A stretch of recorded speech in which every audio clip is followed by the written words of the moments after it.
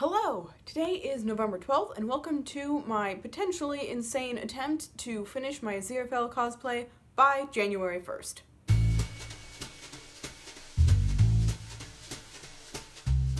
So I've been working on my cosplay for Aziraphale from Good Omens for a while now, and I would like to get it done. I also haven't actually finished an entire cosplay that I've made myself since the beginning of March of 2020, when I thought that I would be going to a con in the near future. So in the spirit of that, and because I already have pretty much everything I need to finish it, I'm going to attempt to finish my Aziraphale cosplay in slightly less than 2 months. So, luckily for me, I already have all of the accessories I need. I've already finished his shirt, and I already have pretty much all of the materials that I need. So the only things that I need to make in the next 2 months are his pants, which I've already cut out the fabric for, his vest, modifying his coat, and styling his wig.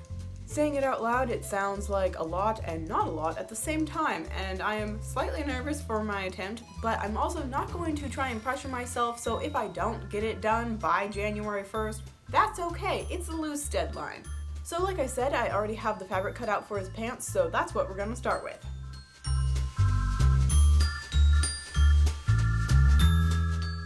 So for the pattern for the pants, I am using this pattern, which is McCall's 2021, which is ironic actually, considering the year. The first thing I needed to do was some prep stuff, so reinforcing stitches on the front and some darts on the back. I hadn't done darts in a while, so I briefly forgot how to do those, but I figured it out, and now there are darts.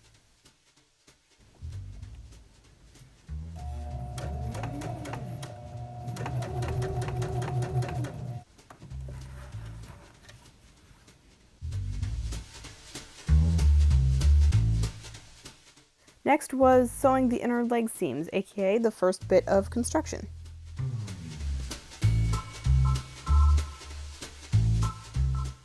My tripod decided to spin away without me noticing during the sewing bit, so I have very little footage. And of course, and I cannot stress this enough, do not forget to press your seams.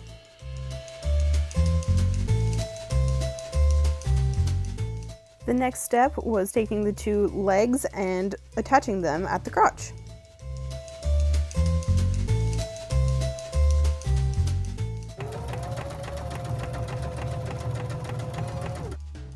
Next is a step which I rarely do, which is adding some reinforcing stitching on the curve of the crotch.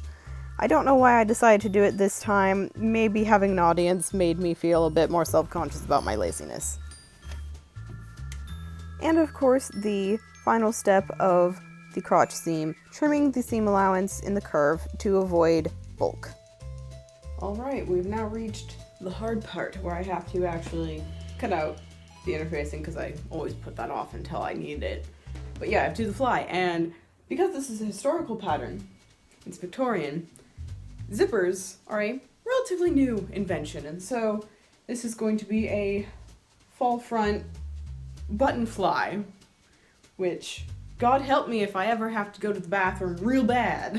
You know, I actually find it kind of interesting that they're doing this in a more historically accurate fashion with the fly, because this is a commercial pattern, and a lot of times commercial patterns don't necessarily follow historically accurate stuff. So yeah, the fact that this pattern is like, hey, you're gonna be buttoning up your pants instead of zipping them is very interesting to me.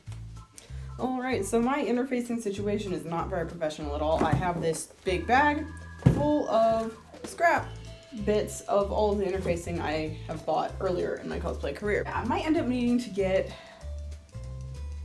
more interfacing for doing the waistband, just because it is bloody huge. And I probably don't have enough interfacing in the right place. So we got these 3 smaller pieces that I need to cut 2 out of interfacing each.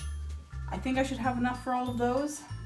I'm just not sure about the waistband. That one's slightly easier because I don't want to make 2 of it. Okay, I have separated out my interfacing collection. All of the super thick heavyweight stuff I am not gonna try using because it's just too thick and heavyweight, especially for like the facing and fly area where it needs to have some flexibility. So I've got some lightweight stuff, some of it's really light. And I'm honestly not sure that I'm gonna have enough. Yeah, like I'm gonna be able to get like one piece out of this. I have to buy more interfacing. I hate that. All right, cool. Things are put on hold now. Okay, I was not content to just not do anything for the rest of the week until I'm able to go to Joann's on Saturday. So I am going to figure out. I ate some food, come back to it with fresh eyes and not being hungry. And I'm going to figure out how to do at least part of these, so I can at least start doing it. And then I will go and get whatever interfacing I still need, so I can continue next week. I did in fact get very lucky, and I was able to make full interfacing pieces for the front facing and placket pieces, and then I was able to piece together enough for the fly pieces. This means that I was able to interface all the pieces I needed for these next several steps, and I just have to go to the store this weekend to get interfacing for the waistband, but that is later, so I will not be held up.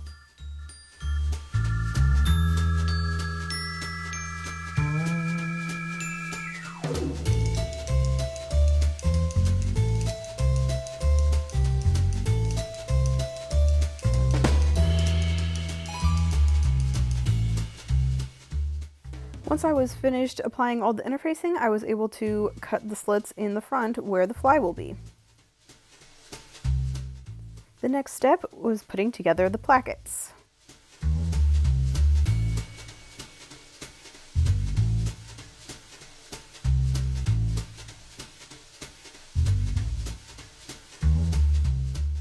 Cool trick for when you are turning a piece inside out that has corners. You can take a pencil and stick that up in there to make the point more pointy. This was not necessarily the neatest example of that happening, but whatever. Next step is attaching the plackets. So the pattern said to have it with the interfaced side down on the rest of the pants, but I accidentally made both of my placket pieces exactly the same, so who's gonna know? Except for all of you watching this video.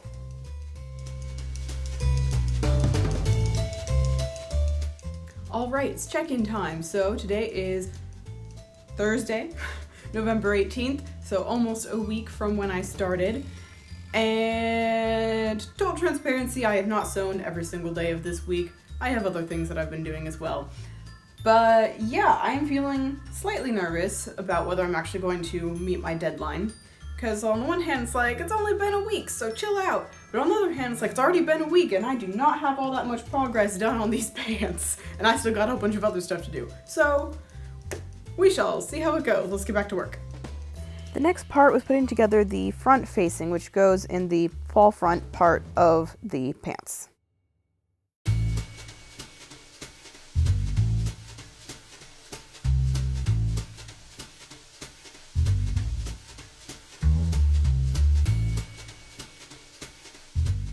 Once the facing was attached, I then needed to turn it the right way out using my little pencil trick for the corners.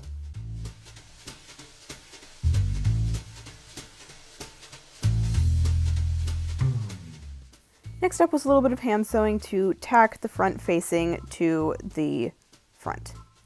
There's also a little inseam buttonhole that I needed to slip stitch, which I'm sure will make sense when I get to adding the buttons. Next was some top stitching with really thick fabric, and you will see in just a few seconds the exact moment where I broke my needle.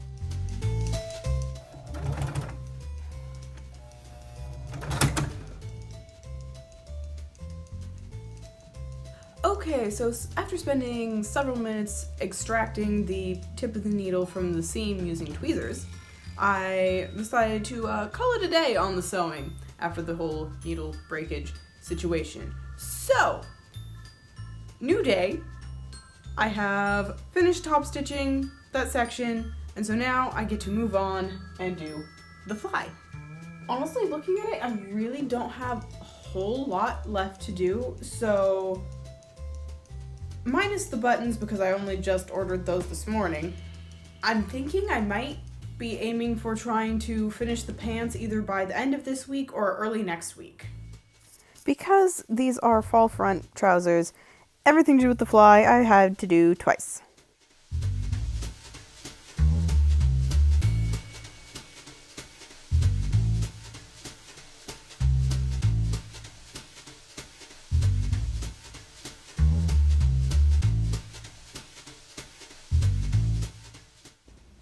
So I should have known that this was going far too smoothly except for the needle breaking.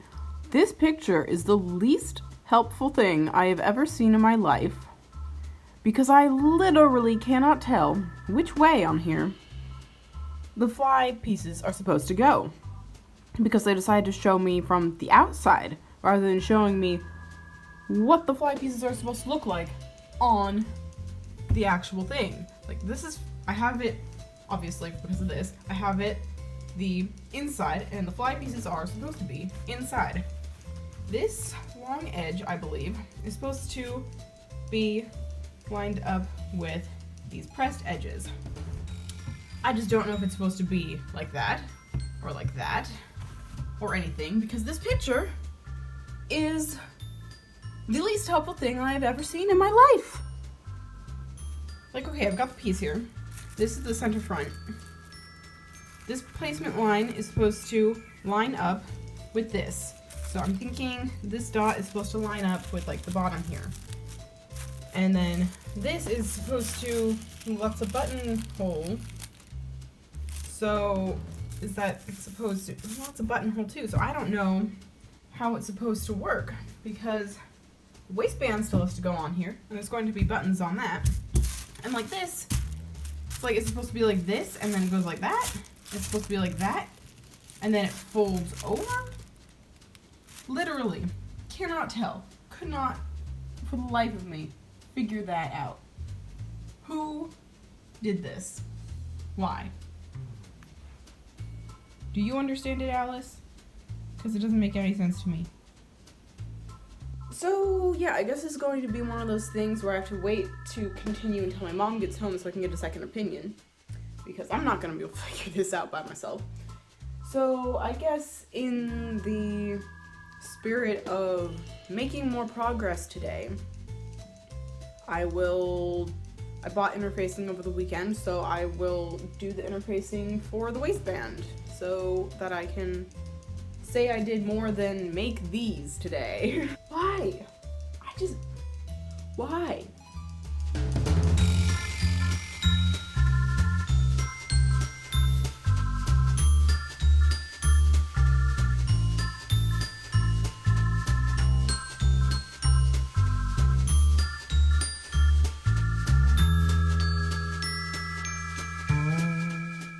Okay, I believe I figured it out. So this is how it's supposed to be on there, I hope. However, I am starting to realize that I may have done the plackets slightly wrong, so cue me wanting to die.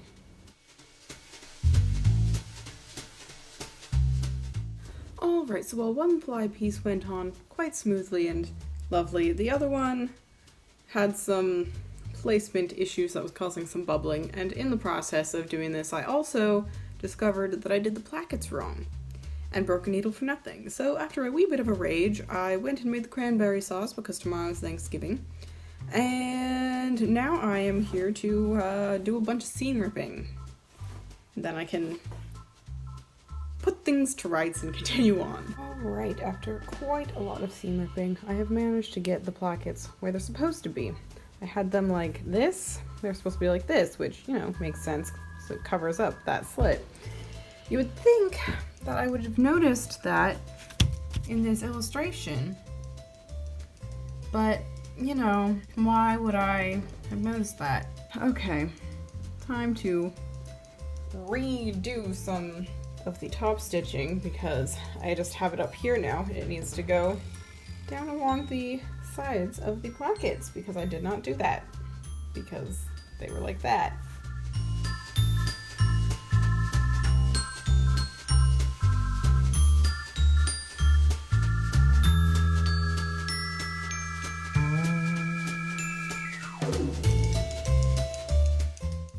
With the drama of the fly and facing situation at last complete, I finally was able to return to the sweet bliss of a regular straight seam and sew up the sides of the legs. Alright, today is December 1st. I took the Thanksgiving weekend off and also a few other days because of who I am as a person. But during that time, the buttons came, so I officially have everything I need to finish these pants. So next up is the waistband, which I am not looking forward to because that is consistently my least favorite part of making pants, because this is the point where I discover whether they are slightly too big or not. So the first thing I'm going to do is pin the waistband as is onto the pants as is, and do a try on and make sure that it all fits.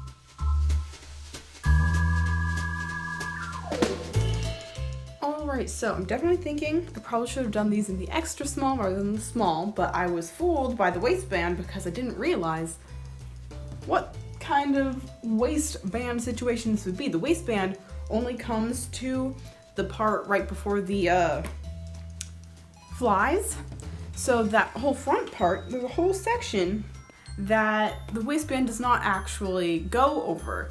And I didn't realize that, and so when I initially cut out the waistband piece and I put it around my waist, I was like, oh no, this is too small.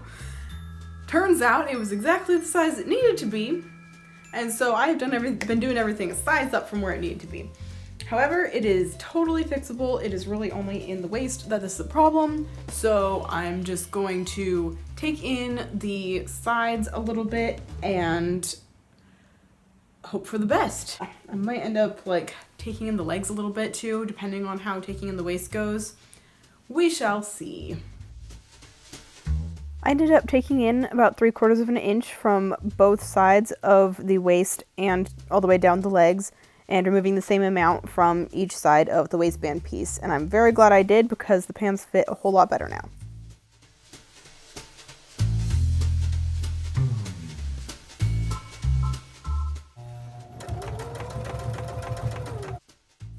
Once the waistband was attached, I closed up the ends and trimmed off the excess fabric. I then turned the waistband right side out and pressed it, which I forgot to get footage of, then slip stitched the inside seam by hand.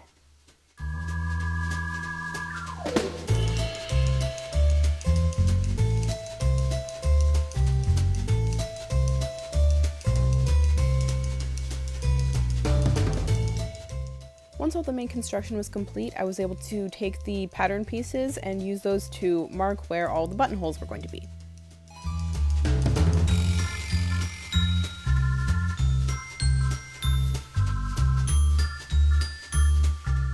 Okay, so it says to make the buttonholes in the left waistband and left fly, and then sew buttons to the waistband and right fly. That makes sense. I have done that with the markings.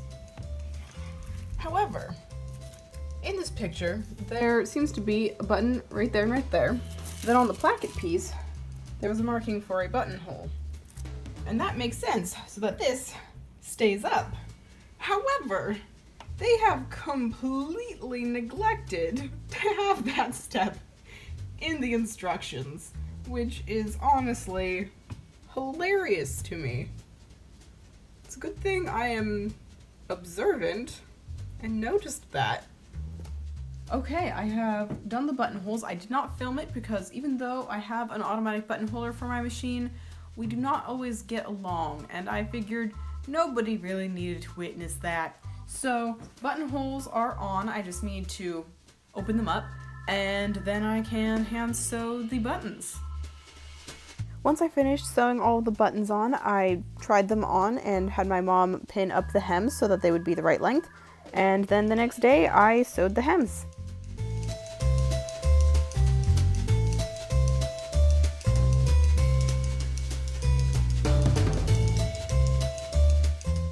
Alright, December 3rd, and I've officially completed the pants.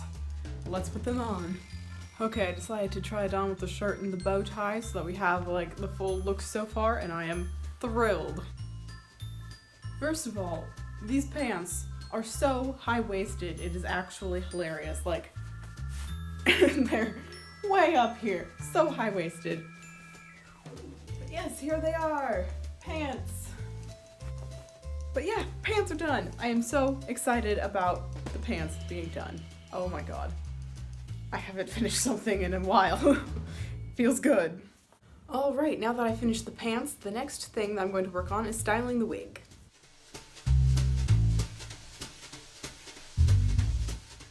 Alright, the wig I'm going to be working with is from Arta Wigs. It is their Marty style lace front in titanium blonde. So the first thing I am going to do before I even trim the lace is I'm going to pluck the hairline a little bit in the front right here, because this wig has a pretty extreme widow's peak, and while Aziraphale does have a little bit of that, it's not quite this pointy. So I'm just gonna soften that up a bit, remove a few of the hairs right from the front, and then I can trim the lace. Okay, turns out plucking a wig is super tedious, so I decided to spare you all and not include that footage. But yeah, I did a little bit. I don't know how much of a difference it actually made, but I got tired of doing it and I really only needed to do a little bit anyway. So we're gonna call that good and move on to the next step. So the next thing I'm going to do is curl the wig. I'm going to use bobby pins and do little pin curls, which is the same method I used for my Black Widow wig. And so I'm pretty confident with that. He's got pretty like just short, loose curls, so I'm not gonna do like super tight anything, just like larger chunks of hair. The only downside to the pin curl method is that I do not always know which direction the curls will go, so in the front that might end up getting a little interesting because I don't want curls going down into his face. I want them to sort of like more be standing up, and that will change as I trim it once it's all finished being curled.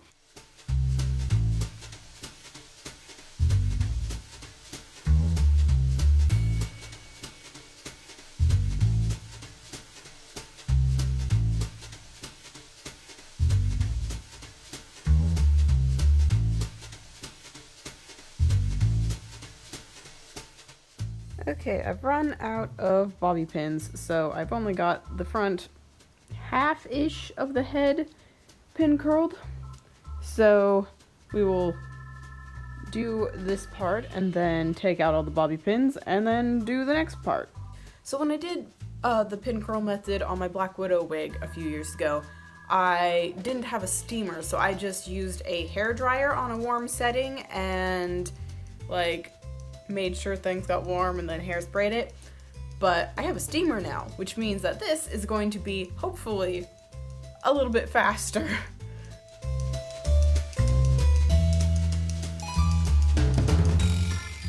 Okay, steaming done. I've got some hairspray. Now time to do a test strand to make sure that that worked.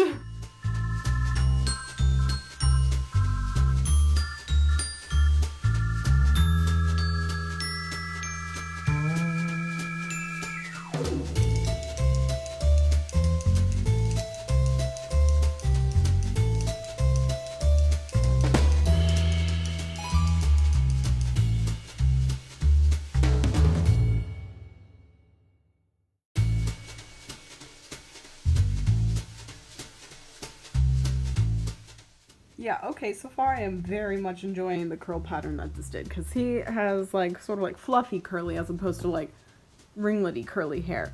And so yeah, this is very much, wow, I'm so impressed by how well it's working. I never know what's going to happen when I'm doing wigs. There's some weirdness over here because this one was a big one, but yeah, it's very nice. I'm enjoying this. Now time to do the backside. I ended up needing to do 2 more sets of pin curls in order to cover the whole wig. I did end up leaving a small amount straight at the base of the neck so that it would have some coverage there.